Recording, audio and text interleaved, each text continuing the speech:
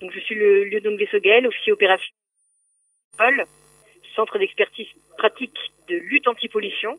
De fait, avec la chronique, vous avez compris qu'on allait parler de lutte contre les pollutions maritimes. Il s'agit bien des pollutions maritimes accidentelles, c'est-à-dire résultant d'un événement maritime, tel qu'une collision entre navires, un échouement, un naufrage, donc causant une pollution accidentelle du milieu marin, soit par hydrocarbures, de propulsion, pour tout navire de commerce, ou soute pour les pétroliers s'il s'agit d'un pétrolier, de produits chimiques qui peuvent être transportés, ou de conteneurs ou débris perdus à la mer suite à une perte de stabilité, un naufrage. On parle bien des pollutions accidentelles, hydrocarbures, chimiques, conteneurs ou débris. Donc cette mission, depuis 1972, a été confiée par le Premier ministre au ministère des Armées, de facto et principalement à la Marine nationale, au regard bien entendu de ses moyens, de ses métiers, compétences et zones d'action. Le Code de la Défense, de son côté, a décliné cette réglementation Premier ministre en indiquant que les commandants de zones maritimes sont chargés, chacun dans leur zone de compétence, donc les 3 façades métropolitaines, Méditerranée, Atlantique, Manche-Mer du Nord et les 5 zones sous souveraineté française en Outre-mer, donc sont chargés de l'organisation et de la conduite des opérations de lutte en mer lorsqu'elles sont à mener. Donc, une fois de plus, si toutes les unités du ministère des Armées peuvent être concernées, impliquées dans des opérations de lutte contre les pollutions maritimes en fonction des besoins, puisque chaque événement maritime est unique et nécessite un traitement différent, bien sûr et à nouveau, au regard de la zone d'action, la Marine nationale est celle qui dispose des moyens d'unités spécialisées ou semi-spécialisées pour intervenir. Suivante, s'il vous plaît. Entre autres moyens spécialisés, les bâtiments de soutien et d'assistance qu'elle affrète, comme vous le voyez sur la photo en bas à droite de l'écran, un de ces affrétés, qui est le sapeur sur lequel je me trouve actuellement, donc qui est basé à Brest. Il y en a un autre basé à Cherbourg pour la Manche-Mer du Nord et 2 basés en Méditerranée. Donc ces bâtiments sont affrétés par la Marine nationale sous les ordres des commandants de zone maritime et servent à embarquer tout le matériel de lutte anti-pollution lorsqu'on nécessite d'aller lutter en mer. Là aujourd'hui, on est à bord puisqu'on assure une formation des nouveaux opérateurs rejoignant les cellules anti-pollution de chacune des bases navales.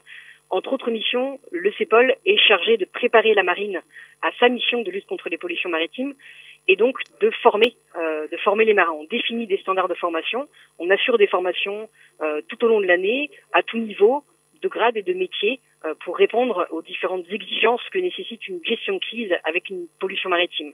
Donc d'autres moyens affrétés comme les remorqueurs d'intervention de haute mer, vous voyez à l'opposé de l'écran, en bas à gauche de l'écran, les 4 remorqueurs d'intervention qu'affrète la marine sont également prépositionnés en alerte permanente et aux ordres des commandants maritimes, des commandants de zone maritime, sur les 3 façades métropolitaines, pareil à intervenir en cas de mauvaise météo. Et d'autres bâtiments, comme vous pouvez le voir, qui sont spécialisés ou semi-spécialisés, en propre pour la marine. Toute l'aéronautique navale peut participer aux luttes contre les pollutions, à la prévention également des pollutions maritimes. Suivante, s'il vous plaît. Et également d'autres unités comme les marins-pompiers, les plongeurs qui ont des unités, des équipements spécifiques pour plonger en eau polluée, pour faire face aux risques chimiques en cas de pollution. Comme je vous le disais, différentes unités aussi des autres armées, notamment les avions gros transporteurs de l'armée de l'air qui peuvent être sollicités pour amener des matériels lourds anti-pollution d'un point à un autre. Suivante, s'il vous plaît. Le CEPOL est donc une des unités spécifiques de la marine, créée en 79, quelques mois après l'échouement de la pollution de la Mourou-Cadiz sur les côtes bretonnes en mars 78. Donc c'est une unité opérationnelle certes basée à Brest pour ce fait historique juste mentionné, mais qui n'intervient pas pour autant seulement en Atlantique, comme par exemple en mars 2019 lors du naufrage du Grand America, et ni même que dans les eaux d'Europe, c'est-à-dire lors de la collision entre l'Ulysse et le Virginia en octobre 2018 au nord du Cap Corse, mais bien dans toutes les eaux sous souveraineté française. Notamment, donc, tous les commandants de zone maritime outre-mer peuvent faire appel au conseil et à l'intervention du CEPOL en tant que de besoin. Dernièrement, ce mois d'août, un minéralier s'est échoué sur la pointe sud-est de l'île Maurice. Les eaux sous souveraineté mauricienne sont voisines des eaux sous souveraineté réunionnaises. Donc il y avait un risque éventuel de pollution des eaux réunionnaises à anticiper. Donc le commandant de zone maritime basé à La Réunion a sollicité le CEPOL. D'une part pour un conseil à distance sur les premiers jours, et puis dès lors que Le gouvernement mauricien a sollicité l'aide de la France pour lutter contre la pollution, puisque le bateau s'était échoué fin juillet, la pollution est arrivée début août, a sollicité l'aide de la France qui est arrivée par d'importants moyens qui sont arrivés de la Réunion, envoyés tant par le Kazakh, qui est un avion porteur de l'armée de l'air basé à la Réunion, et un bâtiment de soutien et d'assistance qui est capable d'emmener et de mettre en œuvre du matériel anti-pollution. Donc, lorsque Maurice a demandé l'aide à la France, 48 heures après, le matériel arrivait avec des rotations de cet avion de l'armée de l'air et ce bâtiment de la Marine nationale basé à la Réunion. 8 personnels de la base navale de la Réunion qui sont formés et entraînés à mettre en œuvre le matériel, des moyens importants comme des récupérateurs pour pomper le polluant qui s'était donc déversé en mer et se retrouvait dans le lagon de l'île Maurice, ont été acheminés, des barrages également, 1 kilomètre de barrages adaptés aux zones de lagon, 1 kilomètre de barrages absorbants. Enfin, tous ces matériels-là ont été apportés immédiatement par les forces armées basées à la Réunion sous les ordres du commandant de zone maritime de la Réunion. Les personnels de l'île de la Réunion, de la base navale de la Réunion, ont lutté vraiment main dans la main aux côtés des gardes-côtes mauriciens pendant une semaine pleine et entière. De notre côté, Paul, un binôme dont je faisais partie, a rejoint la cellule de crise qui était montée par le commandant de zone maritime à Saint-Denis. Donc, nous avons passé quelques jours à ses côtés pour le conseiller, anticiper les risques.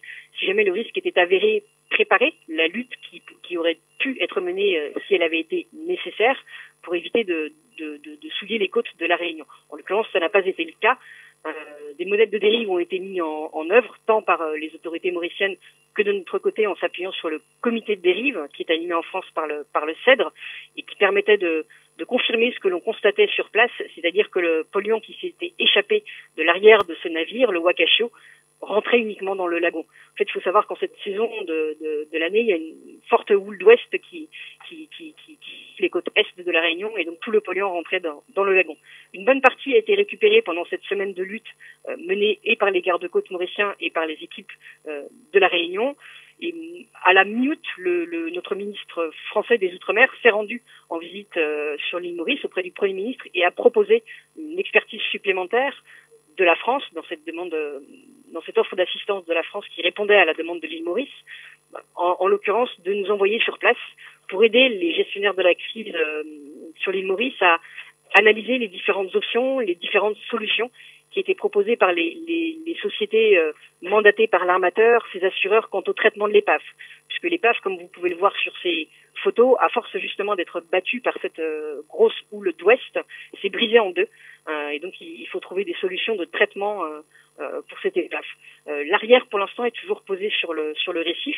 Les solutions proposées par l'assureur devraient parvenir au gouvernement mauricien courant de la semaine prochaine. La France, par l'intermédiaire des autorités à La Réunion et du CEPOL, a proposé également d'appuyer le gouvernement mauricien à poursuivre une assistance dans l'aide à l'analyse de ces options proposées. Si on peut revenir à la diapo précédente, s'il vous plaît. Je vous ai parlé de la formation dans les missions du CEPOL, chose que l'on fait aujourd'hui. C'est effectivement un des deux volets de mission du CEPOL, c'est de préparer la marine à sa mission de lutte contre les pollutions maritimes. Donc, pour préparer la marine, eh bien, il faut des matériels adaptés à ses moyens nautiques et aériens, et il faut du personnel formé, entraîné à le mettre en œuvre. Donc, s'agissant du matériel, le CEPOL est chargé de la définition, d'expérimentation, d'essais, de dialogue avec les industriels, d'élaboration de plans d'investissement et enfin de l'achat pour l'ensemble de la marine des matériels de lutte anti-pollution. Ces matériels sont ensuite prépositionnés dans chacune des bases navales en France métropolitaine et outre-mer, avec des équipes que nous avons formées et dont on suit les entraînements. Notamment, tout à l'heure, je vous parlais de cette équipe à la base navale de La Réunion. Eh bien, cette équipe a du matériel dont elle est chargée du stockage, de l'entretien, du maintien en condition opérationnelle et sait le mettre en œuvre en tant que de besoin. Le deuxième volet, eh bien, c'est celui qui est le plus visible, le plus souvent, c'est justement l'intervention en cas de besoin, donc en cas d'événement maritime, avec un commandant de zone maritime qui pourrait demander donc du conseil, de l'expertise dans les domaines d'assistance à navire en difficulté et lutte contre les pollutions. Et puis on intervient également à la mer, aux côtés de nombreux autres marins. On embarque généralement sur un des bâtiments de soutien et d'assistance affrétés, comme le Sapeur sur lequel je suis aujourd'hui. Et on a un rôle en fait de coordination d'une flotte de lutte anti-pollution. L'acronyme dans le jargon anti-pol à l'international, c'est OSC, On Scene Coordinator. Bien souvent, une pollution dès qu'elle a un petit peu d'ampleur, une fois de plus comme le Grand America dernièrement ou un peu plus avant l'huile Virginia, nécessite une flotte et non pas seulement un moyen de lutte anti-pollution. Et bien souvent aujourd'hui, ça c'est l'expérience qui a apporté tout cela, cette flotte est rarement uniquement nationale mais souvent internationale. Que ce soit pour l'huile Virginia ou le Grand America, les flottes anti-pollution étaient composées de bâtiments français affrétés ou par la marine ou de la marine en propre, mais également de navires anti-pollution de nos voisins, puisque nous avons des accords régionaux d'assistance mutuelle avec l'Italie, l'Espagne, l'Allemagne, l'Angleterre, l'Irlande, la Belgique. Et donc on sollicite ces accords régionaux pour avoir une assistance avec leurs navires. Et post-naufrage de l'Erika, une agence européenne a été créée, dont le siège est basé à Lisbonne, et cette agence de sécurité européenne apporte aussi des bateaux préaffrétés. Par exemple, pour le Grand America, donc l'officier CEPOL, qui était On Scene Coordinator, avait 3 bateaux français qui œuvraient dans la lutte anti-pollution, mais également en permanence 2 navires anti-pollution espagnols et 2 navires anti-pollution de cette agence de sécurité maritime européenne. Le commandant de zone maritime, dans son centre de gestion de crise, définit les grandes stratégies de lutte, pas tout seul, beaucoup d'experts travaillent avec lui, et également donne des directives du coup de cette grande stratégie à l'On Scene Coordinator, qui lui va finement sur zone, en étant sur zone, conduire la tactique et attribuer les tâches, les missions aux différents bateaux constituant cette flotte anti-pollution. Je vous remercie.